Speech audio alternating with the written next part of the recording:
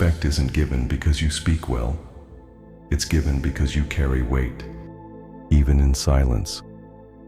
You've probably been told, speak up, make your point, be clear, assert yourself. But the people who are truly respected, the ones who command attention the second they enter a room, they rarely have to ask for it. Because respect doesn't come from volume, it comes from presence. And presence is built in the moments when you say nothing, but everything about you speaks. Your posture, your eye contact, your lack of need for approval, your ability to remain unmoved in chaos. That's what Machiavelli understood. That control isn't always taken by force. Sometimes it's given freely to the one who doesn't flinch. Because when you don't need to prove yourself, you shift the dynamic. They try to read you, try to impress you, try to figure out what you're thinking. That not knowing, that uncertainty, is power. You become the mirror, the question, the one who doesn't rush to fill silence or correct every misinterpretation. And in that gap, you rise. Not because you demand respect, but because your stillness forces them to offer it. People don't respect what they fully understand. They respect what keeps them guessing. And when you stop explaining yourself, you stop giving them control over the narrative. You become an unsolved puzzle, a presence that forces introspection. They look at you, and instead of seeing someone who's trying to win approval, they see someone who doesn't need it. And that alone disrupts their entire frame of reference. Because most people live in performance, smiling when they want to scream, agreeing to avoid conflict, speaking just to avoid the discomfort of silence. But you've learned how to sit in that silence.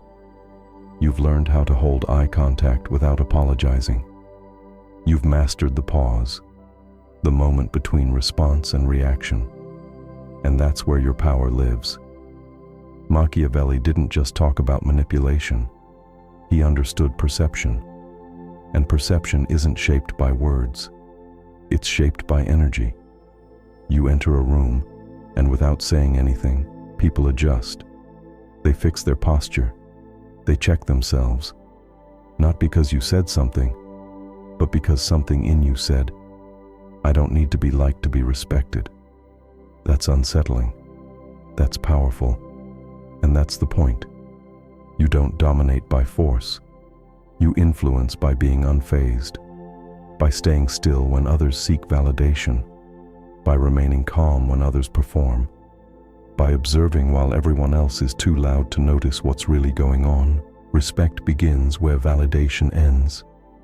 Because when you're no longer desperate to be seen, you become impossible to ignore. They can't explain it, but they feel it in your stillness, in your gaze, in the way you hold space without trying to fill it. You don't need to interrupt. You don't need to dominate the conversation. You simply exist with such grounded presence that others recalibrate around you. That's not arrogance. That's discipline. Because you've stopped leaking energy to every situation. You've stopped oversharing with people who haven't earned your truth. You've stopped softening your standards just to avoid being misunderstood. And now, they adjust to you. They ask more carefully. They watch their tone. They seek your opinion, not because you asked for influence, but because your silence earned it. This is the Machiavellian trick. Don't chase power. Don't demand respect. Just become someone they can't define or dismiss. Let them fill the silence. Let them feel your pause. Let them second guess how to talk to you. Because when you no longer try to be liked, you become something far more rare, respected. And respect that isn't demanded, but felt, is the kind that lasts. You're not quiet because you're shy. You're quiet because you're focused. Focused on what matters, on where your energy goes, on how much of yourself you reveal, and to whom. Because you've learned, the more you speak, the more you give them access, not just to your thoughts, but to your patterns, your doubts, your openings. But when you choose restraint over reaction, you become unreadable.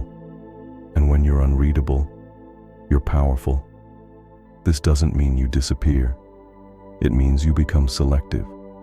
Your silence is no longer emptiness. It's design. Your lack of reaction isn't weakness. It's clarity. And clarity is what separates leaders from followers. Most people talk to fill space. You don't. Most people perform to be perceived. You don't. You're not here to be easily understood. You're here to be carefully considered. And that's exactly what happens. The room tilts in your direction, not because you pushed it, but because your lack of noise made every other sound feel less important. You've stopped oversharing. You've stopped explaining. You've stopped proving. And now, every word you do speak hits harder, because people know you only speak when it actually means something. You're no longer the loudest in the room. You're the one everyone watches when things get quiet. Because in a world addicted to attention, you've become allergic to performance. You don't need recognition. You don't crave applause. You're not chasing influence. You embody it.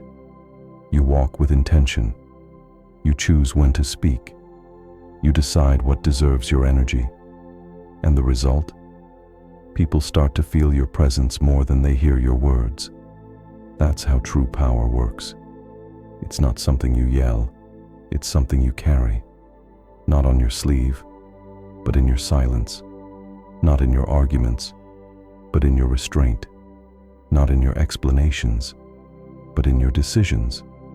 You don't demand respect anymore. You command it.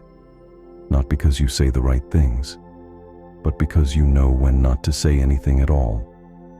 So now I'll ask you this. What would your relationships look like if you stopped trying to be understood and just became undeniable instead? Tell me in the comments.